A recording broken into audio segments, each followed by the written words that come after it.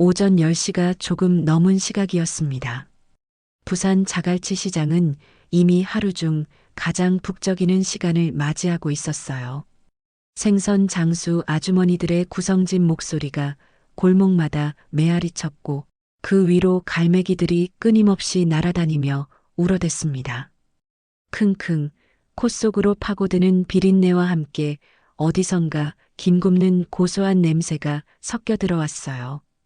12살 소녀 유나는 낡은 청가방 하나를 어깨에 메고 시장 골목을 걸었습니다.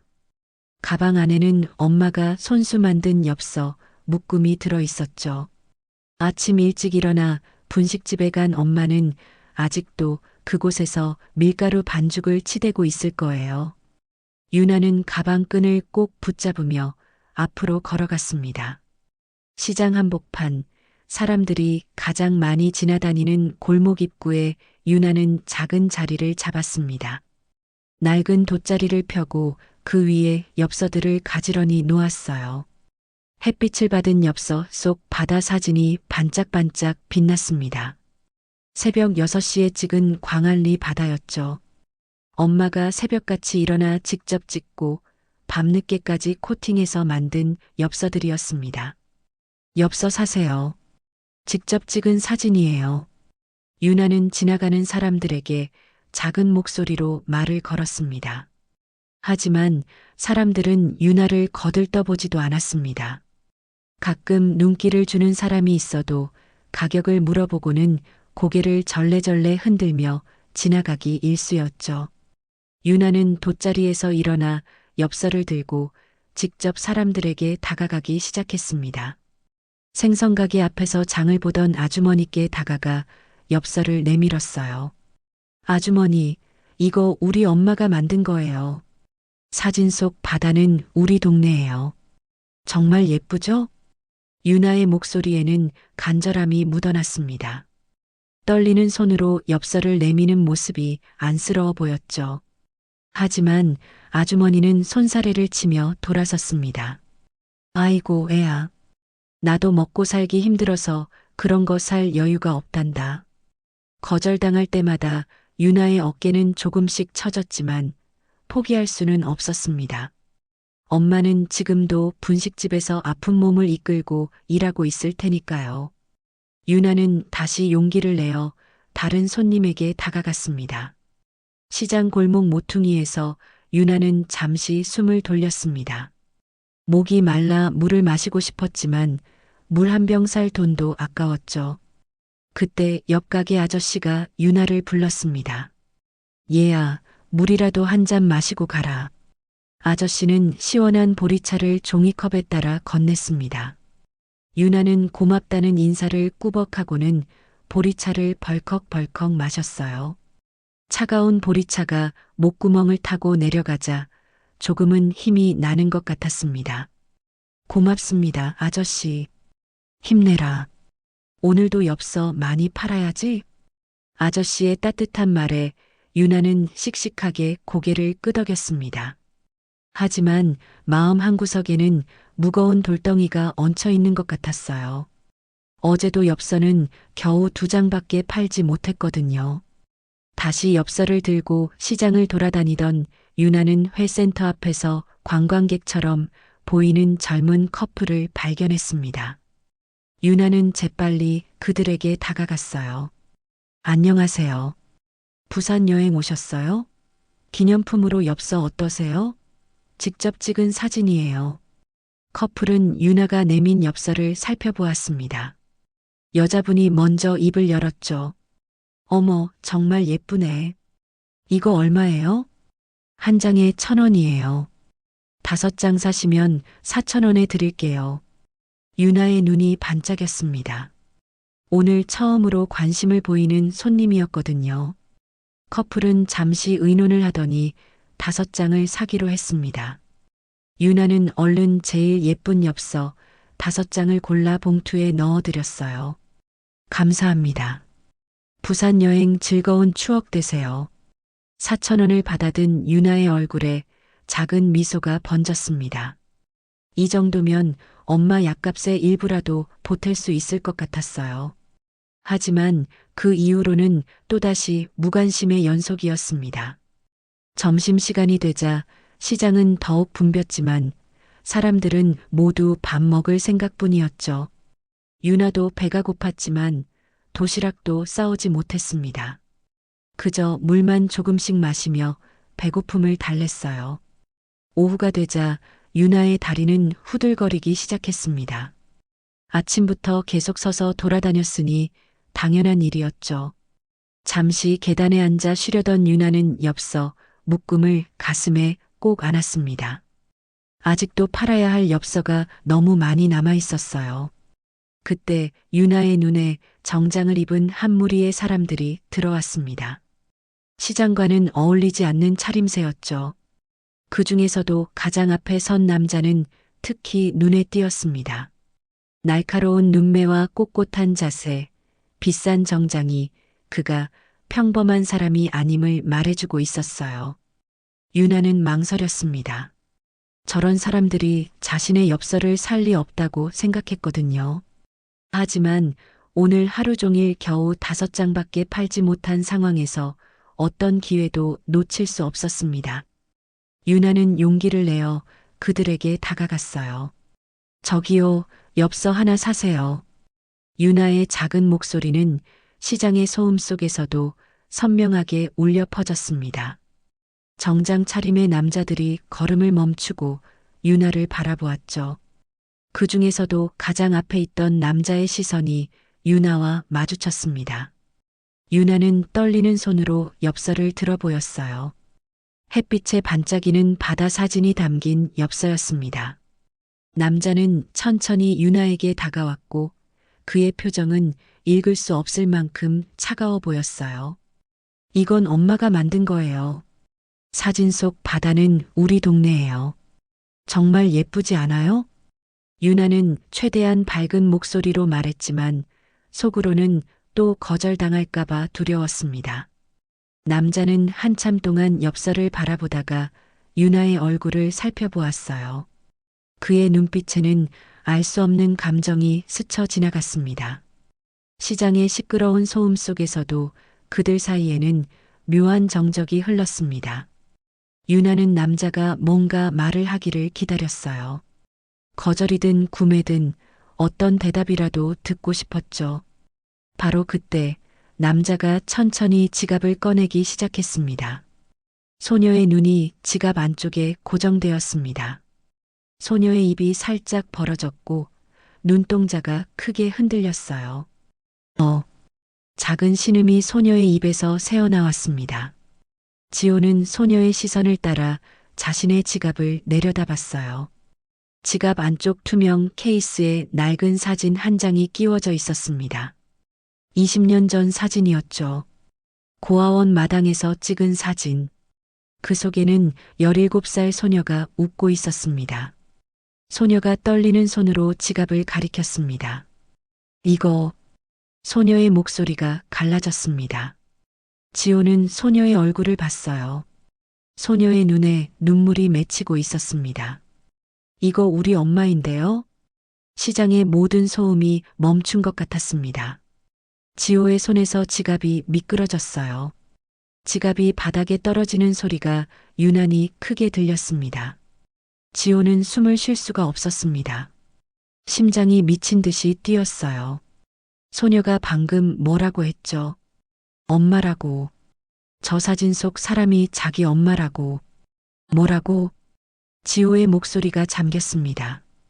소녀는 눈물을 글썽이며 다시 말했어요. 이 사진 속 사람, 우리 엄마예요. 지호의 머릿속이 하얗게 변했습니다. 20년 전 그날 고아원을 떠나던 정화의 뒷모습이 떠올랐어요. 그 뒤로 한 번도 만나지 못했던 첫사랑. 그녀가 지금 어디선가 살고 있다고. 그것도 이 부산에서. 정화가. 지호는 중얼거렸습니다. 그의 목소리는 떨리고 있었어요. 20년 만에 처음으로 강지호라는 냉철한 사업가의 가면에 금이 갔습니다. 지호는 바닥에 떨어진 지갑을 천천히 주워들었습니다. 손이 떨렸어요. 20년 동안 한 번도 떨린 적 없던 손이었습니다. 그는 지갑 속 사진을 다시 들여다봤어요. 틀림없었습니다. 고아원 마당에서 찍은 사진. 17살의 정아가 환하게 웃고 있는 그 사진이었죠. 지호는 천천히 고개를 들어 유나를 바라봤습니다. 내 엄마가 정말 이 사진 속 사람이니? 지호의 목소리는 갈라져 있었습니다. 유나는 눈물을 글썽이며 고개를 끄덕였어요. 네, 우리 엄마예요. 저도 집에서 이 사진 봤어요. 유나의 대답에 지호는 눈을 감았습니다. 심장이 터질 것 같았어요. 정아가 살아있다는 것, 그것도 이 부산에 있다는 것, 그리고 딸까지 있다는 것. 내 엄마는 지금 어디 있니? 지호가 조심스럽게 물었습니다. 그의 목소리에는 간절함이 묻어났어요. 20년 만에 처음으로 느끼는 감정이었습니다. 엄마는 시장 끝 분식집에서 일해요. 정아 분식이라고. 유나가 손으로 골목 끝을 가리켰습니다. 지호는 그쪽을 바라봤어요. 좁은 골목 너머로 낡은 간판들이 보였습니다. 그 순간 지호의 머릿속에 오래된 기억들이 밀려왔습니다. 20년 전 고아원 뒷산. 석양이 지던 그날 저녁이었어요. 지호 오빠 괜찮아요? 17살 정아가 울고 있는 지호의 어깨를 토닥였습니다. 그날 지호는 입양 면접에서 또 떨어졌었어요. 5번째 거절이었죠. 난 평생 여기서 못 나가는 거 아닐까? 지호가 떨리는 목소리로 말했을 때 정아는 그의 손을 꼭 잡았습니다. 아니에요. 오빠는 꼭 좋은 곳으로 가게 될 거예요. 오빠는 착하니까요. 정아의 미소가 따뜻했습니다. 그 미소 하나로 지호는 다시 일어날 수 있었어요. 그렇게 정아는 늘 지호의 곁에 있었습니다. 오빠, 나중에 우리 바다 보러 가요. 엄청 넓은 바다에서 소리 지르는 거예요. 정아가 환하게 웃으며 말했던 그날. 지호는 처음으로 미래를 꿈꿨습니다. 정아와 함께라면 어디든 갈 수 있을 것 같았어요. 하지만 그로부터 석 달 후 정아는 고아원을 떠났습니다. 친척이 나타나 데려갔다는 말만 들었어요. 작별 인사도 없이 정아는 사라졌습니다.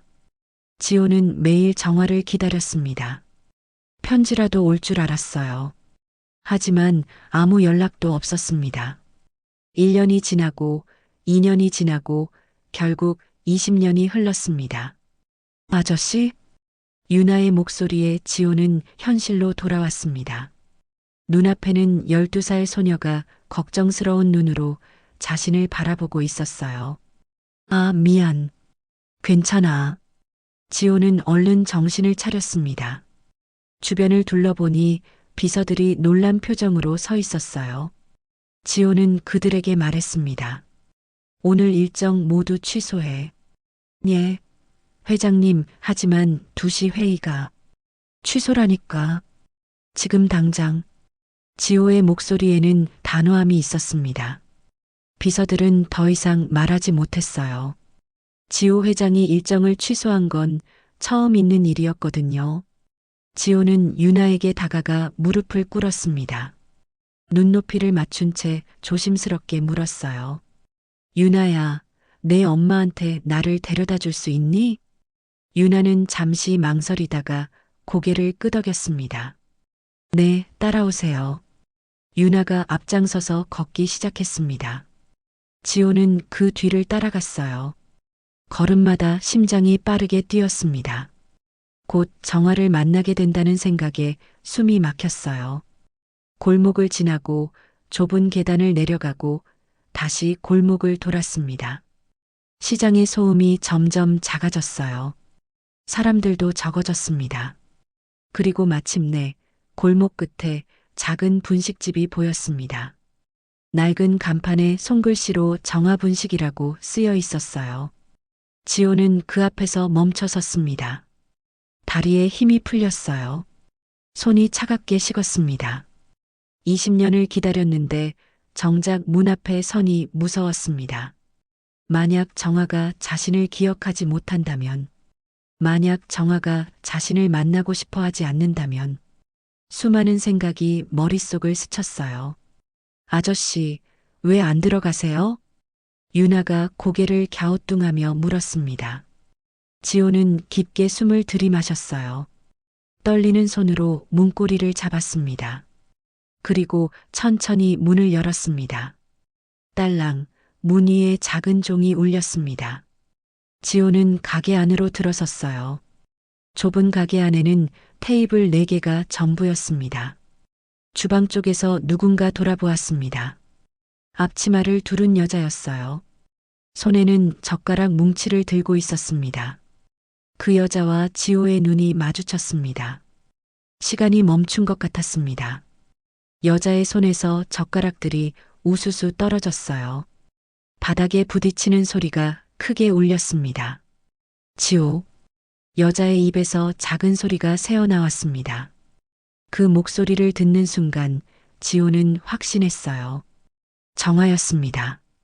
20년 전 그 소녀가 이제 여기 서 있었습니다. 정화의 얼굴이 하얗게 질렸습니다. 그녀의 입술이 파르르 떨렸어요. 눈이 크게 떠졌다가 다시 감겼습니다. 지호 오빠? 정화의 목소리는 바람에 날아갈 것처럼 가늘었습니다. 지호는 대답할 수가 없었어요. 목이 막혔습니다. 그저 정화를 바라볼 뿐이었죠. 20년이 흘렀습니다. 17살 소녀는 이제 37살 여자가 되어 있었어요. 하지만 지호는 한눈에 알 수 있었습니다. 저 눈빛은 변하지 않았다는 것을요. 정화는 앞치마에 묻은 손을 닦으며 천천히 다가왔습니다. 한 걸음, 두 걸음. 그녀의 걸음은 조심스러웠어요. 마치 이 순간이 사라질까봐 두려워하는 것처럼요. 떨리는 손을 뻗어 지호의 팔을 살짝 만졌습니다. 그 순간 정화의 눈에서 눈물이 주르르 흘러내렸어요. 정화야. 지호의 입에서 마침내 말이 나왔습니다. 그 이름을 부르는 순간 지호의 눈에도 눈물이 고였어요. 20년 동안 한 번도 울지 않았던 사람이었습니다. 차갑고 냉정한 사업가로 살아왔던 사람이었죠. 하지만 지금 이 순간만큼은 그 모든 가면을 벗을 수밖에 없었습니다. 정화가 지호의 가슴에 얼굴을 묻었습니다. 어깨가 들썩였어요. 오랫동안 참았던 감정이 터져 나오는 것 같았습니다. 지호는 어색하게 손을 들어 올렸습니다. 망설이다가 천천히 정화의 등을 감싸 안았어요. 그 순간 20년 전 기억이 선명하게 떠올랐습니다. 고아원 뒷산에서 울던 날, 정화가 자신을 안아주며 등을 토닥이던 그때, 그 따뜻함이 지금도 똑같이 느껴졌어요. 지호의 목소리가 갈라지며 작게 말했습니다. 미안해. 정화는 고개를 저으며 얼굴을 들었습니다. 눈물로 얼룩진 얼굴이었지만 미소를 짓고 있었어요. 그 미소는 20년 전과 똑같이 따뜻했습니다. 정화가 지호의 얼굴을 찬찬히 바라봤어요. 20년 전 고아원에서 보던 그 소녀는 이제 어엿한 남자가 되어 있었습니다. 지호도 정화를 조심스럽게 살폈습니다. 정화의 얼굴에는 세월의 흔적이 역력했어요. 눈가에 주름이 생겼고 손은 거칠어져 있었습니다.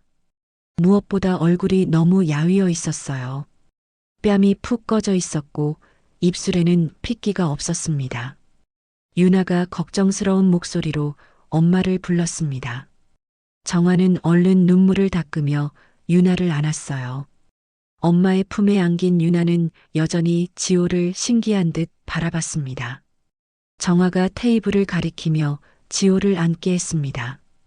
지호는 가게 안을 둘러봤습니다. 낡은 테이블 4개, 벽에 붙은 메뉴판, 오래된 냉장고, 모든 것이 낡고 허름했어요. 하지만 깨끗하게 정돈되어 있었습니다. 정화가 얼마나 성실하게 이 가게를 지켜왔는지 느껴졌어요. 정화는 큰 그릇에 라면을 담아 지호 앞에 놓았어요. 김이 모락모락 나는 라면을 보는 순간 지호의 가슴이 뭉클했습니다. 오랜만에 먹어보는 라면이었어요. 한 입 먹는 순간 눈물이 날 것 같았습니다. 20년 전 고아원에서 먹던 라면 맛이 났거든요. 평범한 라면이었지만 그 안에 담긴 마음이 느껴졌어요. 정화는 맞은편에 앉아 지호가 먹는 모습을 지켜봤습니다. 유나는 엄마 옆에 붙어 앉아 호기심 가득한 눈으로 지호를 바라봤어요. 셋은 말없이 앉아 있었지만 그 침묵은 불편하지 않았습니다. 지호는 라면을 먹으며 생각했어요. 자신이 20년 동안 찾던 것이 무엇이었는지를요. 돈도 아니었고 명예도 아니었습니다. 바로 이 따뜻함이었어요. 정화의 미소, 유나의 웃음, 그리고 이 작은 분식집의 온기. 지호의 가슴이 따뜻해졌습니다. 20년 만에 처음 느끼는 감정이었어요. 정화가 조심스럽게 입을 열었습니다. 오래 있을 거예요? 지호는 고개를 끄덕였어요. 정화의 얼굴에 작은 미소가 번졌습니다. 그 미소를 보는 순간 지호는 확신했어요. 자신이 이곳을 떠나지 못할 거라는 것을요. 아니, 떠나고 싶지 않다는 것을요. 유나가 수줍게 웃으며 손을 흔들었습니다. 지호도 따라 손을 흔들었어요. 20년 만의 재회. 시간은 멈출 수 없지만 마음만큼은 그때 그 자리로 돌아간 것 같았습니다. 가게 밖에서는 여전히 시장 사람들의 목소리가 들려왔습니다. 생선 파는 소리, 갈매기 우는 소리, 사람들의 웃음소리. 하지만 이 작은 분식집 안에서만큼은 세상이 멈춘 것 같았어요. 지호는 라면 그릇을 내려놓았습니다. 정화와 눈이 마주쳤어요. 말은 없었지만 서로의 마음을 알 수 있었습니다. 20년이라는 시간이 흘렀지만 그 시간은 아무것도 바꾸지 못했습니다. 두 사람 사이의 연결은 여전히 살아 있었어요.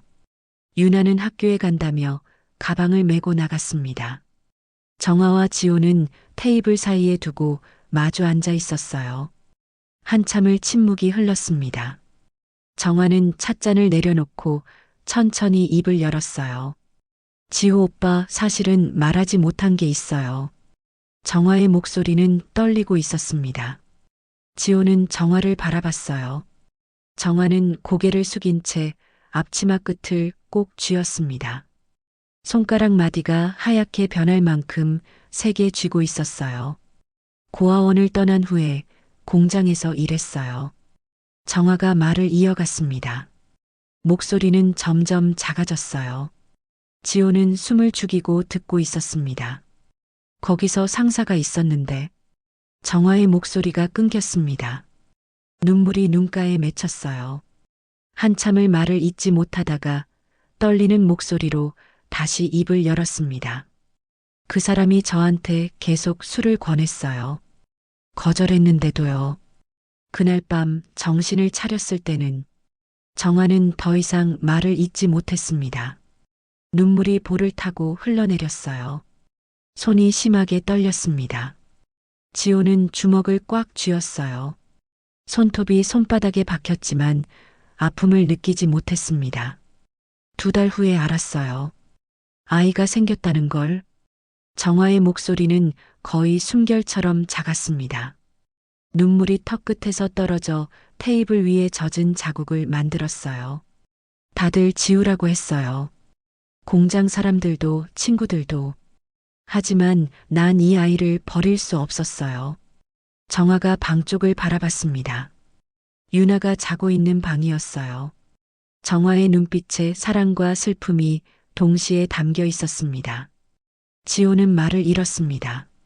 목이 막혔어요. 눈을 감았습니다. 20년 전 그 소녀가, 자신을 지켜주던 그 따뜻한 소녀가 혼자서 그런 고통을 겪었다는 사실. 가슴이 찢어지는 것 같았습니다. 지호는 천천히 손을 뻗었습니다. 정화의 떨리는 손을 살며시 감쌌어요. 거칠고 메마른 손이었습니다. 지호의 손은 따뜻했어요. 미안해. 내가 그런 일을 겪은 줄도 몰랐어. 지호의 목소리도 갈라져 있었습니다. 정화는 고개를 저었어요. 눈물이 계속 흘러내렸습니다. 괜찮아요. 그래도 이 아이가 있어서 살아볼 수 있었어요. 정화의 손이 미세하게 떨렸습니다. 하지만 지호의 손 안에서 점점 안정을 찾아가는 것 같았어요. 두 사람은 말없이 손을 맞잡고 앉아 있었습니다. 창밖에서 파도 소리가 계속 들려왔습니다. 밀려왔다 밀려가는 파도처럼 삶도 그렇게 흘러왔겠죠. 고통도 있었고 슬픔도 있었지만 정화는 견뎌냈습니다. 유나를 지키기 위해서요. 시장 골목의 불빛이 흔들렸습니다. 바람에 흔들리는 간판들의 그림자가 벽에 비쳤어요. 정화는 눈물을 닦고 지호를 바라봤습니다. 이제 오빠한테 말했으니까 조금은 가벼워진 것 같아요. 정화가 작게 미소 지었습니다. 슬픔이 섞인 미소였지만 그래도 미소였어요. 지호는 정화의 손을 더 꽉 잡았습니다. 이제 혼자가 아니야. 내가 있잖아. 지호의 말에 정화는 고개를 끄덕였습니다. 두 사람 사이의 침묵은 이제 더 이상 무겁지 않았어요. 오히려 위로가 되는 침묵이었습니다. 밤은 깊어갔습니다. 하지만 작은 분식집 안에는 따뜻한 온기가 흐르고 있었어요. 20년의 시간이 만든 상처들이 천천히 아물어가는 것 같았습니다. 다음 날 이른 새벽, 자갈치 시장 골목은 여느 때처럼 분주했습니다. 생선 장수들이 좌판을 펼치고 김을 굽는 냄새가 골목에 퍼졌어요. 하지만 정화 분식 앞에는 낯선 검은 차량 2대가 서 있었습니다. 파란색 조끼를 입은 남자 3명이 서류 뭉치를 들고 가게 앞에 섰어요. 위생 단속반이었습니다. 정화는 가게 문을 열다가 그들을 보고 멈춰 섰습니다. 정화 분식 사장님 맞으시죠? 위생 규정 위반으로 영업정지 명령이 내려졌습니다. 앞서 선 남자가 차갑게 말했습니다. 정화는 놀라서 두 눈을 크게 떴어요. 손에 들고 있던 열쇠가 바닥에 떨어졌습니다. 무슨 말씀이세요? 매일 청소도 하고 재료도 새 걸로만 쓰는데요. 정화의 목소리는 떨리고 있었습니다. 남자는 클립보드를 들어 보이며 말했어요. 민원 신고가 접수됐습니다. 불법 가스 사용과 조리위생 미흡입니다. 시장 사람들이 하나둘 모여들기 시작했습니다. 생선가게 아주머니가 작게 속삭였어요. 요즘 장사 잘 되던데 누가 신고한 거 아냐? 정화는 무릎에 힘이 풀렸습니다. 주저앉으며 남자의 바지를 붙잡았어요. 손끝이 하얗게 질려 있었습니다. 이 가게가 제 전부예요. 이걸로 애 키웠어요. 제발 한 번만 봐주세요. 하지만 단속반은 냉정했습니다. 한 직원이 철제봉인 스티커를 꺼내 문에 붙이려 했어요. 정화는 그 모습을 보며 눈물을 흘렸습니다. 바로 그때였습니다. 잠깐만요. 낮고 단호한 목소리가 골목에 울려 퍼졌습니다. 모두가 고개를 돌렸어요. 지호가 걸어오고 있었습니다. 정장 차림이었지만 눈빛은 단단했어요. 이 가게 내가 보증하겠습니다. 지호의 말에 단속반 직원이 당황한 표정을 지었습니다. 옆에 있던 비서가 명함을 꺼내 건넸어요. 명함을 받아든 직원의 얼굴이 굳어졌습니다. 회장님이 왜 이런 곳을? 말끝을 흐린 직원에게 지호는 서류를 뺐듯이 받아들었습니다. 찬찬히 살펴보더니 단호하게 말했어요. 이 가게는 위생 기준을 충족하고 있습니다. 필요하다면 제 이름으로 재검사 요청하죠. 시장 사람들이 술렁였습니다. 정장 입은 남자가 누구길래 이렇게 나서는지 궁금해했어요. 정화는 눈물이 고인 채 지호를 올려다봤습니다. 왜 이렇게까지 해요? 지호는 정화 앞으로 다가가 무릎을 굽혔습니다. 눈높이를 맞춘 채 정화의 손을 잡았어요. 이젠 당신 혼자 싸우지 않아도 돼. 내가 지켜줄게. 정화의 눈에서 눈물이 주르르 흘러내렸습니다. 지호는 정화를 일으켜 세웠어요. 그리고 단속반 직원에게 말했습니다. 일주일 안에 모든 문제를 해결하겠습니다. 그때까지 영업정지는 보류해 주시죠. 직원들은 서로 눈치를 보다가 고개를 끄덕였습니다. 상대가 재벌 회장이라는 걸 알았으니까요. 그들은 서류를 챙겨 들고 차에 올라탔습니다. 검은 차량이 떠나자 시장 사람들이 박수를 쳤습니다. 정화는 지호의 팔을 붙잡고 울었어요. 지호는 정화의 등을 토닥이며 조용히 말했습니다. 괜찮아. 이제 다 괜찮을 거야. 아침 햇살이 골목에 비쳤습니다. 위기는 지나갔지만 지호는 알고 있었어요. 이제 시작이라는 것을요. 정화를, 유나를, 이 작은 가게를 지키기 위한 싸움이 이제 막 시작되었다는 것을요. 며칠 뒤 지호는 부산으로 이사했습니다. 서울 본사는 부회장에게 맡기고 부산지사로 완전히 내려왔어요. 시장에서 걸어서 10분 거리에 작은 아파트를 얻었습니다. 고급 펜트하우스는 아니었지만 창문을 열면 바다가 보이는 곳이었죠. 지호는 처음으로 집이라는 단어가 따뜻하게 느껴졌어요. 그리고 지호는 정화를 위해 새로운 가게를 준비했습니다. 시장 입구 좋은 자리에 넓은 가게를 얻었어요. 낡은 설비를 모두 새 것으로 바꿨습니다. 깨끗한 주방기구, 새 냉장고, 밝은 조명, 손님들이 편히 앉을 수 있는 의자들, 간판도 새로 달았어요. 여전히 정화분식이라는 이름이었지만 이번엔 예쁜 글씨체로 빛나는 간판이었습니다.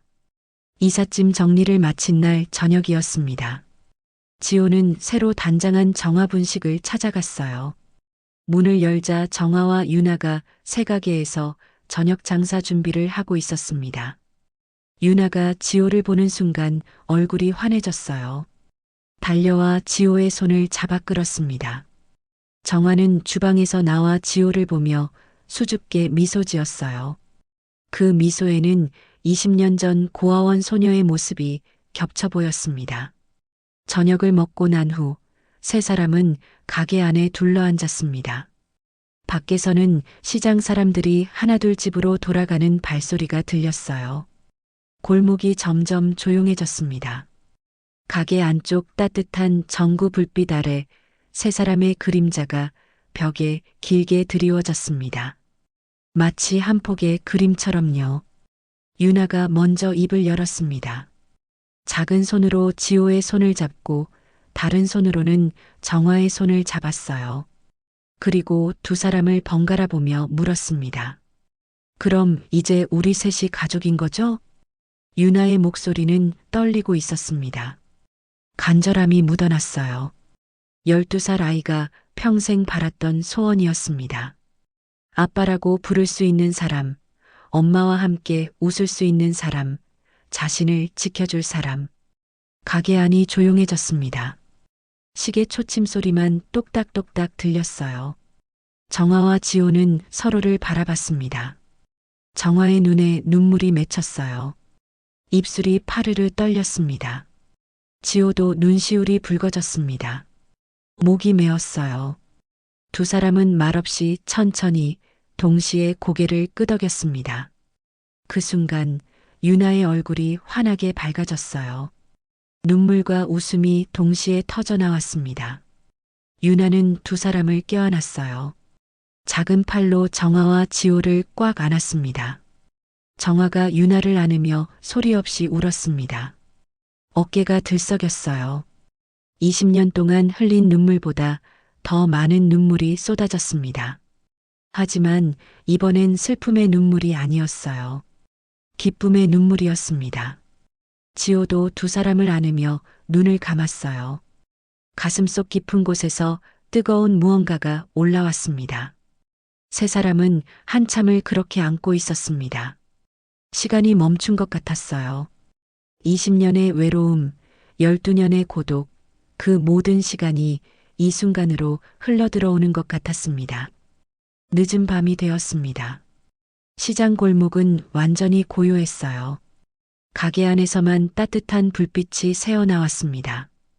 유나는 정화 무릎에 머리를 기대고 있었어요. 눈이 스르르 감기고 있었습니다.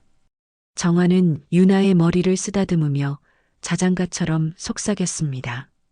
지호는 그 모습을 지켜봤습니다. 가슴이 뭉클했어요. 이런 순간을 위해 살아왔구나 싶었습니다. 돈도 명예도 아닌 바로 이 따뜻함을 위해서요.